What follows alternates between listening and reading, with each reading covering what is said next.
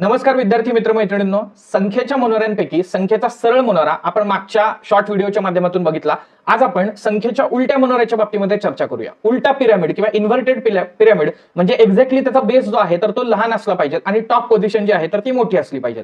एखाद्या परिसंस्थेचा जेव्हा आपण विचार करतो तेव्हा नेसेसरी नाहीये की महाकाय जंगल म्हणजेच परिसंस्था असेल.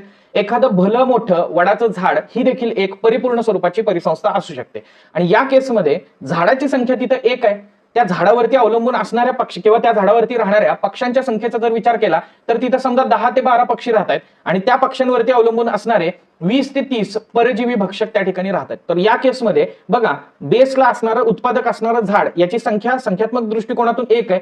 त्याच्यावरती अवलंबून असणाऱ्या पक्ष्यांची संख्या 10 ते 20 आहे आणि त्याच्यावरती अवलंबून असणाऱ्या परजीवी भक्षकांची संख्या 20 ते 30 आहे. म्हणजेच इथं बेस लहान आणि टॉप पोझिशन मोठी, संख्येचा उलटा मनोरा या ठिकाणी आपल्याला बघता येऊ शकेल.